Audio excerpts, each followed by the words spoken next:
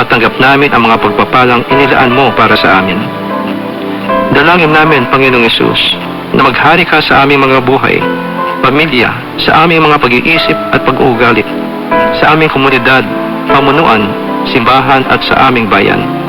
Isinusuko namin ang aming sarili sa iyo bilang aming Panginoon at Manliligtas. Iniling namin na iyong bantayan at pangalagaan kami sa araw-araw. Ang aming pamilya, tahanan, negosyo, trabaho at paaralan, at iyong ilayo kami sa lahat ng kasamaan at kapahamakan. Naway kami ay iyong patatagin na kami ay laging makasunod sa iyong kautusan at makalakad sa katuwiran at pag-ibig sa kapwa. Panginoon, kami ay nanunumbalik sa iyo. Naway akayan mo kami sa mga landas na matuwid, alang-alang sa iyong pangalan. Maraming salamat, Panginoon, sa iyong pagtugon sa aming mga dalangin na ito, sa pangalan ni Jesus. Amen.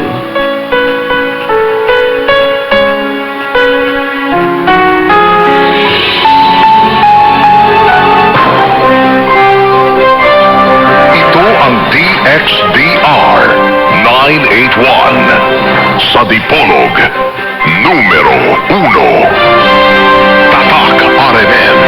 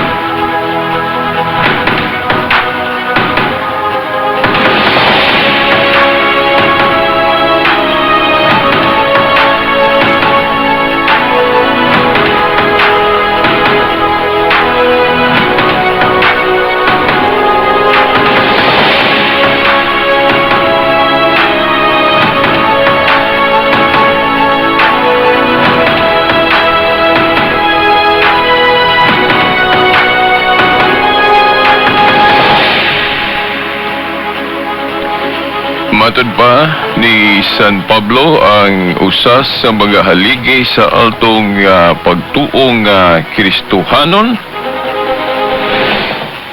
Kay ang gingharian sa Dios dili pagkaon ug pag-inom, kundili pagkamatarong, bakigdait ug kalipay nga gihatag sa Espiritu Santo. Ato kining gibasa sa sulat niya ni San Pablo sa Roma 14 versikulo 17. Gamatod pa niya, kay ang gingharian sa Dios dili pagkaon ug pag-inom, kundili pagkamatarong, pakigdait ug kalipay nga gihatag sa Espiritu Santo.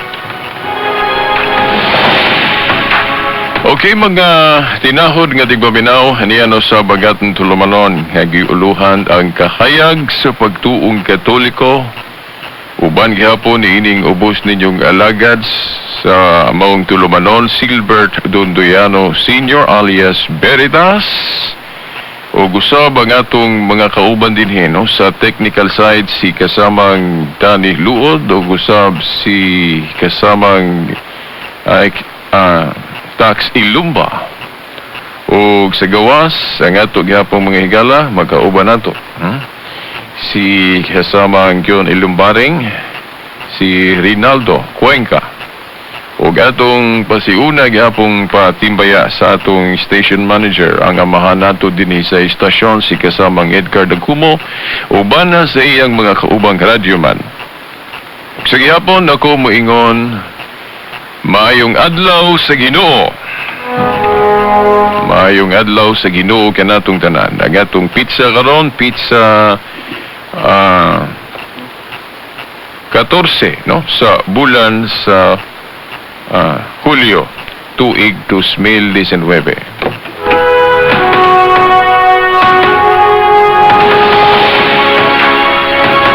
Okay, atong gibasa na matikda ninyo. nga doon na tayo gibasa nga tudling sa pagsugod, no? Sulat ni Pablo sa mga taga-Korinto, nga naghisgot siya nga kay ang kingharian sa Dios dili pagkaon ug pag-inom, kundili pagkamatarong.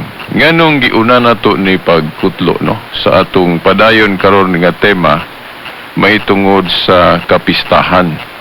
Kay wala pa man gyud ta mahuman sa temang kapistahan. Now kining unang bersikulo nga atong gikutlo, usapon ni sa paghatag ba og katin-awan nato. Kung ano nga lahi na ang bag-ong kasabutan. Now ayaw lang yun kalimti ang giingon ni Jeremias nga akong sublion pagkutlo ang maong tudling, Jeremias 31, tudling 31 ug 32, nga ang Dios maghimo og bag-ong kasabutan nga lahi sa daan. So dili nato kalimtan na nga dili gyud ta matingala nga kung ano dunay mga kabag-uhan nga makita dinhi sa bag-ong kasabutan, o kining mga kabag-uhan ra ba hinay-hinay ni nga gi-realize, gihinay-hinay pagpatuman, wala po noon gigulpi tanan, di ba? Ay na man gyud po nang mag transition o mag-usab, na amang yoy kana bang dili nato gulpihon nga kausaban, kay kung gulpihon basig aduna poy dili maayo nga kanang sangputan. Parehas gani kuno anang adik-adik nga gusto nimo nga mabag-o na muundang sa iyang pagka-adik, na amay giingon sa mga doktor nga dahan-dahan ang pag-undang dili gulpi. Ingon na pod ang transition time sa kinibang pag-shift ba, pag-usab na gikan sa daan og bag-ong kasabutan. Dunay hinay-hinay nga kausaban. Pananglit no ang ebidensya na katong Council of Jerusalem nga doon na sila kabag-uhan nga gidesisyonan sama anang dili na pabugatan ang mga hintil, nga meaning dili na parihason magyud sa karaan ba, no, nga dili na gani kinahanglan, no, nga tulion og ang mga hintil pwede nang dawaton sa gingharian, dili na isipog mahugaw. Mo nay desisyon sa maong konsilyo nga klaro nga lahi gyud sa daan, kay sa daan ang hintil isipon man gyung mahugaw, di ba? Hinoon, kung basahon sa unahan ang maong konsilyo, doon ay Jewish hinoon gihapon nga practice nga ilang gipadayon pa kanang pagbawal sa pagkaon og dugo, di ba? Sa atong nahibaw-an, disciplinary law man na siya o dili na siya moral law. Kay kung moral law pa na siya, nga naman nga bisan gani sa daang tugon nga gibawal na may panahon nga ilan ng kanon, di ba? Gatong sa Levitico 10:18, basahan ninyo Levitico 10:18, nga gibawal man na kay daang kasabutan man na, pero nga namang naaman lagi panahon nga ilan ng kanon. Levitico 10:18. Now nganong ako ning gihisgutan, kay matingala man gud mo ngano nga ang atong pista karon sa Katoliko lahi na, bag-o na. Unya gadugang ni nga mga kapistahan. Gadugang. Gani mo po na usang gamiton sa mga igsuon natong nahimulag nga tanawan ng Katoliko sige inbento og mga kasaulugan, siging gadugang. Ilang gidugangan ng nahisulat sa Biblia. Mga igsuon atong timan-an kanang konteksto nga gipasabot ni Juan nga dili dugangan, dili man siya nagpasabot ana nga di gyud ta kadugang sa tanang mga butang, kay sama anang kwarta nato, kanang atong deposito sa bangko, dautan ba day kung dugangan nato, di ba? Ang mga balaod sa gobyerno sige manggapanday og balaod. Ang atong nasud lang nga Pilipinas, sige gapanday og balaod, gadugang og balaod ang mga congressman. Oh, di ba? Unya ang simbahan pod gitagaan og gahom sa pagtugot og pagdili. Mateo 18:18 sa term gyud nga gigamit ana labi na sa King James, to bind and loose, binding and loosing authority sa iglesia, sa simbahan. Usa ni ana kanang gahom sa pagtiwalag o pag-excommunicate. Nga kinsa tong itiwalag o excommunicate sa mga kadagkuan, binding po na sa langit, kinaaman sila'y authority.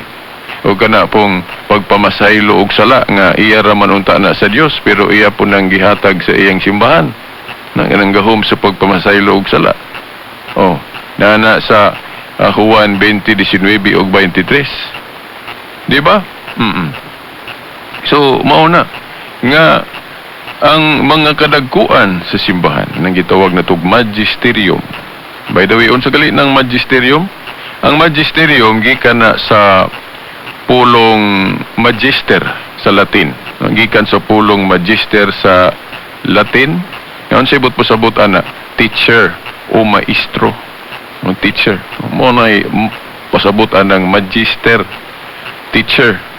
Kung moingon tag magisterium, ang but pasabot ana hugpong sa mga magtutudlo. Hugpong o grupo sa mga magtutudlo. Now, ang unang grupo sa mga magtutudlo kon magisterium kay gihinganlan man ato na og magisterium, di ba? Hugpong sa mga magtutudlo. Ang una yung hugpong sa mga magtutudlo nga gipili ni Kristo ang mga apostoles. Di ba, mga apostoles? So, moingon ta nga ang mga apostoles o grupo sa mga apostoles mao ang unang magisterium sa simbahan o iglesyang gitukod ni Kristo. Sa atong nasod o sa atong Pilipinas, ang gitawag nato na o Supreme Court kanabang final arbiter. Sa iglesia pod nga gitukod ni Kristo, ang final arbiter ang hugpong sa mga magtutudlo. Una, mga apostoles. Unya, kung atong ihulagway ng Supreme Court, di ba, na ay mga leader o mga justices, dahil na ay Chief Justice. Di ba? So, doon na doon na labaw. Ang mga apostoles pod, ang Supreme Court sa simbahan o iglesyang gitukod ni Kristo, ang mga apostoles tanan, puros na mga pader o mga leader. Di ba? Pero doon ay usa nga silbing chief nila. Bali, Chief Justice. Ang Chief Justice kanang gitugyanan sa Yahweh ni Kristo. Kaya kanang Yahweh, simbolo man na sa authority sa Dios, authority ni Kristo kanang pagdili og pagtugot. Kanabang muhatag og balaod. Di ba? Mo na authority. Si Kristo ang gahawid ana gipasabot po na diha sa Pinadayag 3 bersikulo 7. Pinadayag 3:7. Nga gipasabot diha nga si Kristo maog yun ang gitumbok dihang gahawid sa Yahweh kay Dios man siya, Dios nga usa sa amahan, di ba? Maghahatag sa balaod. Di ba? Niya pwede pod mulugak og balaod. Mupawalang bisa para sa atong balaod sa mga Hudiyo nga death penalty. Physical yun nga death penalty nga ipahamtang anang mananapaw o kanang makalapas sa adlong igpapahulay. Di ba? Pero si Kristo kay Diyos lagi siya, then siya may gahawid anang Yahweh, kanang gahom sa pagdili og pagtugot, pwede po na niyang luagan. Mao bitaw katong babaeng makasasala, katong mananapaw nga babae. Silutan naman unta og death penalty. Physical yun nga death penalty. Pero nganong sa reaksyon ni Kristo, daw nibabag man siya. So, nga naman, kay doon na siya gahom sa pagluag. O niya, kanagong gahuman niya, iya man nang gitugyan sa iyang simbahan, iyang iglesyang gitukod. Mateo 18:18. O nganong moingon ta nga, ang chief, ang labaw sa mga apostoles, si Pedro, ang Chief Justice, kay si Pedro may gitugyanan sa mga Yahweh. Di ba? Sa Mateo 18:18, ang paghatag sa maong gahom nga giingnan ni Kristo ang iyang simbahan, ang inyong idili og itugot diri sa yuta, idili og itugot sab sa langit. Pero wala maghisgot diha og Yahweh sa pagtugyan.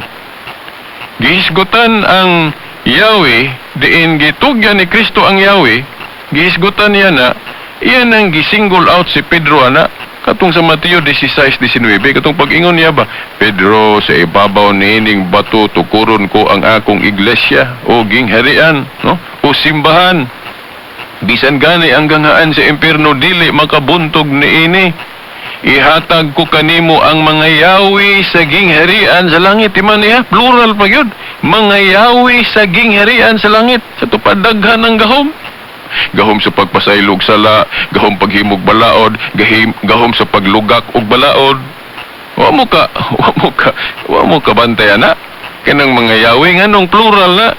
Kay kung moadto ta sa gingharian ni David, kung atong basahon tong Isayas 22, 21 ug 22 katong tugyanan sa Yahweh sa gingharian kanang prime minister, di ba? Ang Yahweh dito nga pagkahisgot single raman.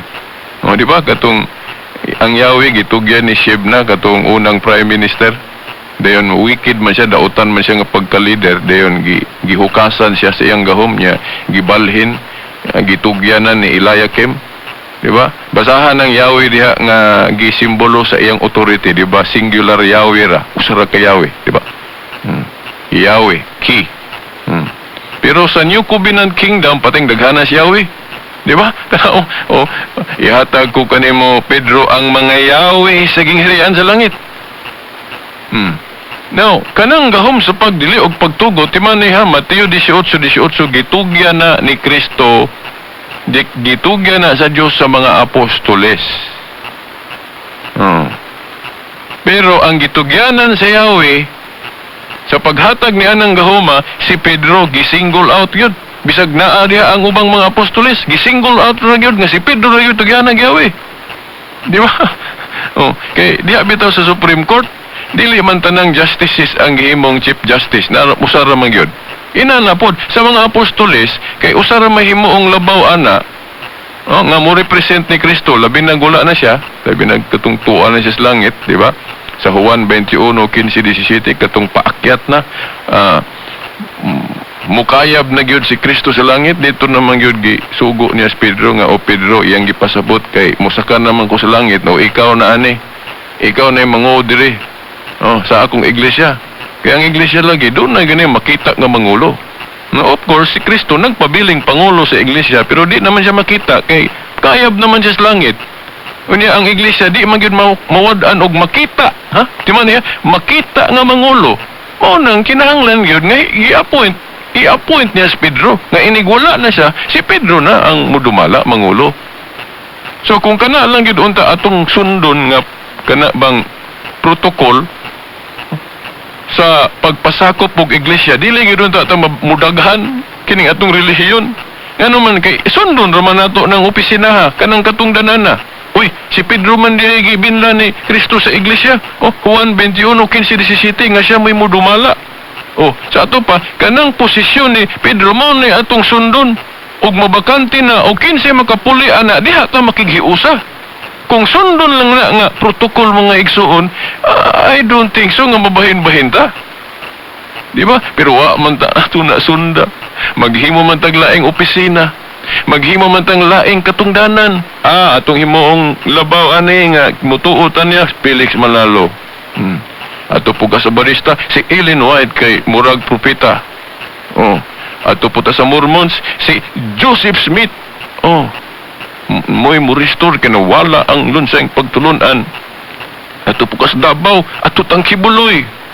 Dinis dapitan, anita ni hindi na ako isigutan, mga amigo raban ako. Maghimo man taglaing opisina, maghimo man taglaing leader. Mao nang nadaghan na atong relihiyon nga unta ang posisyon sa pagka-Chief Justice. Pagka makitang Pangulo, klaro man na nga si Pedro mo'y unang gipili ni Kristo, dili man si Felix Manalo. So kanang listahan gikan ni Pedro walay bugto nga dunay mo puli kay buhat 1:20 god ang katungdanan kung mabakante dunay mo puli pras atong katungdanan ni Judas, di ba? Nabakante to, nagpili sila, kinsay gipuli si Matias mo'y napilian. Kana pang posisyon ni Pedro, tugyanan si Yahweh, Chief Justice man na. Di ba? Oh, kana pa dili mapulihan niya, mingon sila asa man mabasa veritas kinsay napuli ni Pedro. Now, kung basahon yun tanan sa Biblia, na di yun ang kabasa, kinsay nakapulis katungdanan ni Pedro. Di ba? Kung basahon yun tanan sa Biblia, nainomdam lang ko atong debate sa kuan ba? Sa Cebu. Nga nangutana tong debater sa Iglesia ni Cristo. Pagkutlo sa Bohol na ito. Si Father Darwin nga nagbarog sa matuod nga iglesia kining Katoliko. Nagipangutana si ni Ramil Parba, asa man mabasa nga si Obispo Ignacio disipulo ni San Juan? Asa mabasa diya sa Biblia? Murabag ang ipasabot ba nga kung dili mabasa sa Biblia, dili tinuod? No, kung atong una-una, kung ingon ana, kung sakto na nga argumento, kay dili man pud mabasa nga si Felix Manalo mao'y unang labaw o executive minister sa iglesia. So dili po dayta mo tuo nga si Felix Manalo mo'y unang executive o labaw sa INC. Nya, kinsa man tong nakapuli ni Felix Manalo pagkamatay ni Felix. O pagkamatay ni Felix, kinsa may nakapuli niya, di ba? Si Iranyo, iyang anak, Iranyo Manalo. Nya dili po dayta mo tuo ana nga si Iranyo Manalo ang nakapuli sa posisyon ni Felix Manalo. Nga labaw diya sa iglesia. Executive, di ta mo tuo, kiwa man sa Biblia.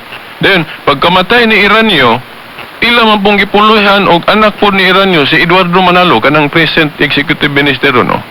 Eduardo Manalo. So, si Eduardo Manalo na may nakapuli ni Iranyo. Di ba? Dili po ta mo tuo, o dili po na tinuod, kay wala sa Biblia. Nasulat. Dili na. Kanang pagka-disipulo ni Obispo Ignacio sa iglesia, disipulo ni San Ignacio, disipulo siya ni San Juan, dili lagi na mabasa sa Biblia, pero tinuod na church history. Gani, dagang protestante nga nagtuon, ana nga mo tuupod ana. Di ba? Kato si Obispo Policarpo. Dili lagi mabasa ilang ngalan sa Biblia nga disipulo po siya ni San Juan. Oh, pero tinuod na. Tinuod na sa history. So, nganong ako ning gisgutan mga igsoon kining sa padayon natong tema sa pista. Kay ato manggong i-establish diri ang authority sa mga obispo nga maghimo pog bag-ong mga pista. Di ba? Kanang gahom sa pagdili og pagtugot. Mao na nga aron dili mo maglisod ba nga, oy, daghan tuod ning pistang Katoliko, bag-o naman ni lahi naman ni unsa may authority sa mga obispo nga maghimog bag-o mga pista. Simple ra kayo. Kanang iyang gahom sa pagdili og pagtugot. Kay ang New Covenant people of God, pwede man pud maghimo og mga bag-ong ceremonial practices. Kay katong daang ceremonial practices, katong mga pista gud sa karaang tugon, gitapos man to sa krus, kay landong man to, shadow man to. Meaning landong gani, sa to pa dunay gipaabot nga katumanan ana nga malahi na pod. Na, kung atong tan-awon sa history, wa may laing mga pista ron nga lahi na. Gipang usab na kini ra mga pistas Katoliko, di ba? Kay ang uban mahadlok man, ang uban naay gapoy pista pero karaan gyapon katugaling kang akong nadunggan katong likayan nga grupo katong Seventh-day Adventist, di ba? Former dayon ni Biya sa Seventh-day Adventist ug naghimog iyang grupo. Namang ito'y programa diri na undang lang, nawala no, ako kabantay. Katong grupo niya sa Badista gyapon to kay igpapahulay sa Bardo pero naay pista. Pero katong karaan. Pero kitang mga Katoliko, wayon tagdili na ng pista, kay landong man na. Kinanglan bago na pod. No, wala pa gyud nato mahisguti diri ha mga igsoon ang wisdom. No, but nga ning gipatriling man pod ni sa akong programa. Wa pa na ko mahisguti diri unsay wisdom anang mga pista nato sa mga santos. Unsay wisdom ana. Now, ang akong clue ana katong teksto sa Biblia unang gibasa nato sa Marcos 14, di ba? Katong pagtulun-an mahitungod sa pagkamatarong.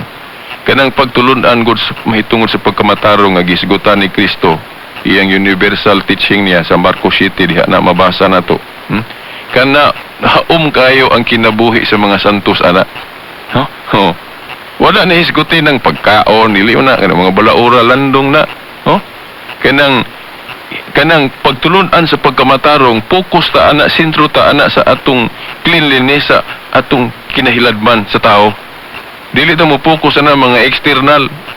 Anang mga pagdili diyang mga ceremonial rap, dili pagkaog baboy, diyang wala himbis unsaon man na, mukaon ka anag sa dili, garantiya ba na nga mamatarong ka? Di ba?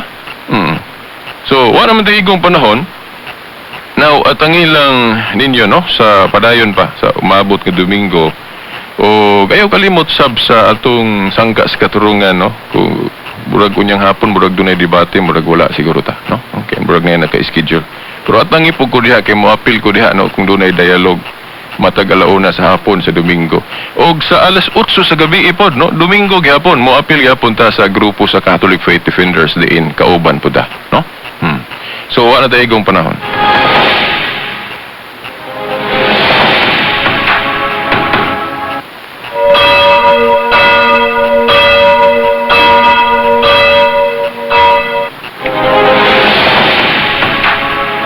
Okay, wala naman tayo igong panahon, no? Baga tinahod gatig paminaw. Sa ngalan na lang sa atong mahal nga inahan, Mama Mary, bagay kadagkuan sa atong simbahan, diri sa Diocese of Dipolog, ni Monsignor Sibero K. Mari, ubanas mga kaparian, hangtod sunod Domingo pohon samang oras ug istasyon. Sa ngalan sa Amahan, sa Anak, sa Espiritu Santo. Amen.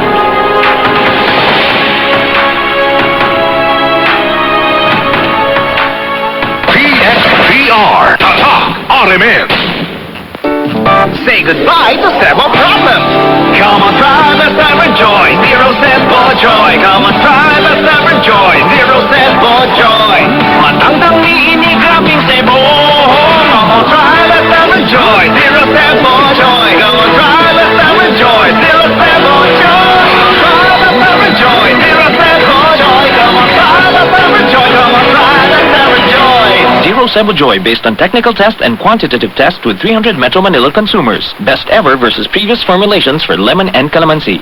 Suki, pabalita ko og tide, Katong bago? Pwede. Katong sinaw? Oo. Katong best ever formula sa Tide? Oo. Ate, Tide Perfect Clean man gud ang tawagan na. Aron no bitin clean, Tide Perfect Clean ang isulti. Timani, aron no bitin clean, Tide Perfect Clean ang pangita sa mga tindahan. Kung sinaw sa saog ang istoryahan, dinhi na tas number 1. Star Wax Floor Wax.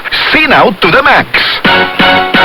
Tayo na't maglinis ng sahig, kuminding-kinding tayo mga bisig. Kapag kinsab na pangsaman, dito na tayo sa number 1. Mag-Star Wax Wax, Star Wax Wax. Yan ang kinsab na to the max, max, max. Star Wax ang number 1 floor wax. Naiwanan per formula. Bisan mayaban og tubig, mubalik og sinaw saog. Star Wax Wax, Star Wax Wax. Star Wax, dili mahugdas. Star Wax ang number 1 kinsab na turang max. Star Wax Floor Wax, ang number 1 floor wax. Manufactured by ACS Manufacturing Corporation. ISO certified. World-class quality. Miss, basta na germicidal soap gani? Diin man diri. Itong ordinaryo lang? 1,700 pesos ni. Ha? 14